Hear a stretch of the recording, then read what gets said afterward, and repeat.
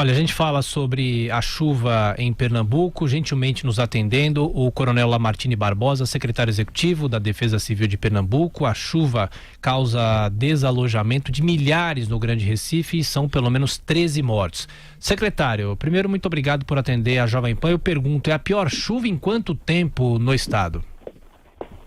Olha, essa chuva, o diferencial dela em relação aos anos anteriores, por exemplo, ao ano de 2010, que foi um período invernoso emblemático aqui, foi a dispersão. Naquela época, houve uma dispersão geográfica e temporal da chuva, alcançando uma região muito mais ampla, afetando com mais impacto os rios e, assim, desalojando muitas famílias naquela época e fazendo 20 vítimas. Nesta situação que nós estamos vivendo agora em 2019, o diferencial é a concentração temporal e espacial da chuva. A nossa Agência Pernambucana de Águas e Clima nos fornece os avisos meteorológicos de concentração de chuvas em alguns períodos.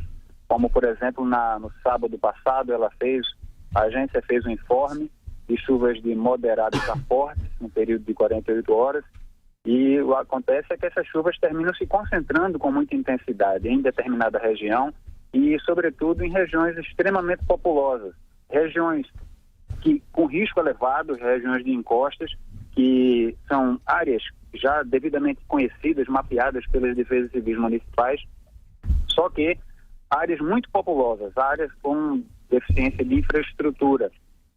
Temos bairros aqui que são praticamente todos eles localizados em encostas, situação de ocupação muito difícil. Isso expõe aquela situação que já é de risco a um incremento do risco. E muitas vezes também o comportamento das pessoas não ajuda, porque a Defesa Civil trabalha orientando as pessoas no sentido de saírem de suas casas nesse período de intensas precipitações, e as pessoas não entendem aquilo como uma regra, como uma orientação de segurança para salvaguarda de sua vida e de seus familiares. Então, o diferencial esse ano foi esse. Tivemos uma chuva muito grave em 2010, só que diferente dessa que tivemos agora em 2019. Essa foi muito mais concentrada e, infelizmente, contabilizamos 12 óbitos. Coronel, Bruno Garchagen faz uma pergunta para o senhor aqui no Jornal da Manhã. Bruno. Coronel, bom dia. Temos aí um problema natural, que são as chuvas intensas que acontecem em Recife. É uma certa regularidade, não como essa, mas as chuvas acontecem em Recife e geralmente alagam a cidade rapidamente. E tem um problema estrutural, que é justamente a cidade não conseguir absorver a quantidade de chuvas. Nesse caso específico dessa tragédia que aconteceu, dada essa situação que o senhor mesmo explicou de construções em lugares inadequados, como é que se resolve esse problema? Há alguma solução? Há algo que possa ser feito, dado o que já existe? Olha, nós entendemos que há sim, né? Existe a necessidade de investimentos massivos, né, em urbanização dessas áreas.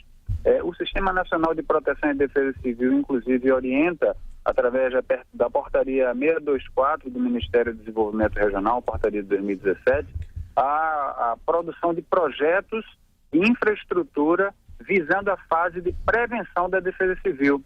A Defesa Civil tem ações, tem fases. Uma das fases, a primeira delas, é prevenção, segue-se mitigação, preparação, resposta e recuperação. Na prevenção, enquadram-se todas as obras de infraestrutura que o poder público municipal, estadual ou federal podem produzir para evitar que seja necessária, inclusive, mitigação, ou seja, são obras para eliminar o risco. Então, é viável sim. Agora, é um caminho longo, é uma jornada longa. Eu acho que todo ente do poder público, toda a gestão, ela se ocupa com isso, alguns com maior foco, outros com menor, mas sim, existe e é uma questão de investimento, uma questão de investir na infraestrutura.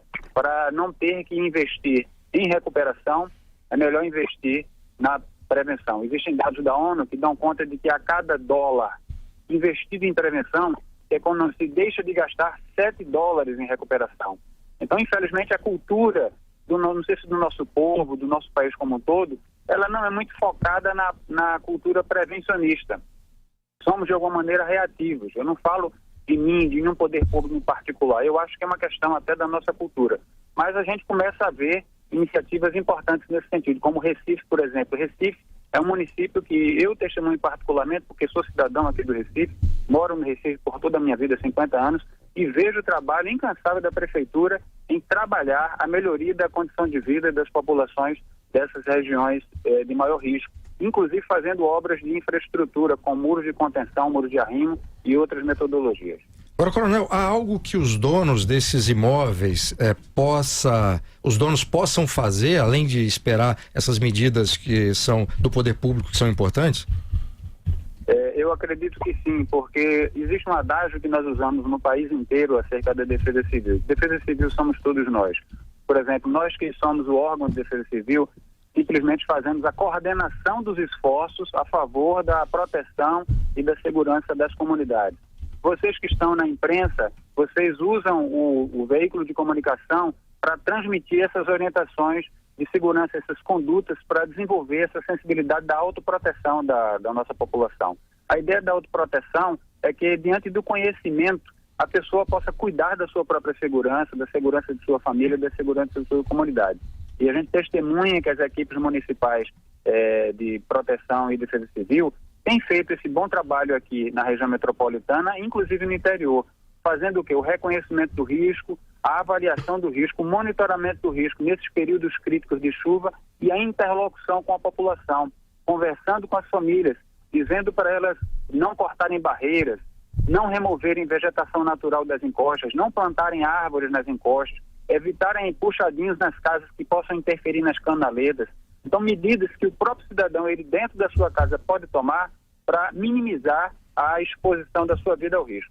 Ô secretário, e falando obviamente sobre o drama humano que vivem essas famílias que foram desalojadas e, claro, as famílias de pessoas que acabaram morrendo nessa tragédia, são 13 pelo menos as mortes, e em relação a como é que está o trabalho para abrigar essas pessoas que perderam as casas, como é que está o trabalho efetivo da Defesa Civil hoje? Certo, veja bem, nós estamos tratando de 12 vítimas, é o número que eu 12, tenho. ok. Certo? 12 vítimas. Olha só, alguns dos municípios aqui da nossa região metropolitana e Zona da Mata, eles decretaram a declaração de situação de emergência, não é?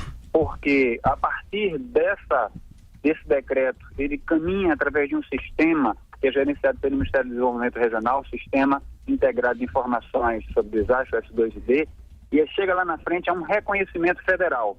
Havendo reconhecimento federal, inclusive, é possibilitado o acesso a recursos federais para a recuperação. E o que a gente tem visto é uma quantidade pequena de abrigamento público. Temos aqui registrados 301 famílias em situação de desalojamento nos municípios de Recife, Olinda, Abreu e Lima, Paulista, Igaraçu e Jaboatão. Estão todas na região metropolitana. E na Mata Sul do estado, a cidade de Barreiros contabiliza 518 famílias desalojadas. A Defesa Civil Municipal, com apoio da estadual, faz a atenção a essas famílias. Estamos trabalhando nos processos logísticos para chegar a suprir alguns itens, como, por exemplo, cesta de pronto consumo, que é uma alimentação rápida, que não precisa de preparo, a cesta básica, que aí sim é uma alimentação que vai precisar de um tratamento, uma cesta que dura mais dias, dura 15 dias, kit de limpeza para que as pessoas possam reocupar os seus imóveis, cobertores, colchões e outros itens. Mas a ação, ela inicia sempre no município. O Estado, ele entra como uma salvaguarda, como uma suplementação dos esforços municipais. E nós temos visto aqui que alguns municípios estão partindo para utilizar abrigamento público, mas são poucas famílias que estão precisando disso. A maioria das famílias, mesmo desalojadas, elas passam algum tempo na casa de parentes e amigos até o momento da Defesa Civil poder liberar o acesso ao seu imóvel. Agora, o secretário, só mais uma questão em relação à estrutura das cidades e em relação à estrutura, problemas com pontos, viadutos. Tem algum problema nesse sentido ou é possível manter essa estrutura? Como é que está essa situação? Olha, a gente tem registro de, em alguns momentos de enchentes, aqui em Barreiros, estamos trabalhando com 3 pontes que foram afetadas nas chuvas do final de semana passado. Uhum. A cabeceira da ponte ali, existe uma laje que faz a ligação da cabeceira da ponte para o terreno, e muitas vezes essa laje ela cede. A gente está tratando de 3 dessas situações aí. Algumas pontes, eu acho que uma delas, pelo menos, está interditada por falta de segurança. As outras, é possível com uma ação de restabelecimento imediato que a Prefeitura já adotou, fazer o uso dela até que haja recuperação definitiva do equipamento, em Barreiros, no interior do estado. Ok, Coronel Lamartine Barbosa, secretário executivo de Defesa Civil de Pernambuco, obrigado por atender a Jovem Pan, bom trabalho para o senhor, até a próxima. Muito obrigado, parabéns pelo trabalho de vocês. Nós que agradecemos.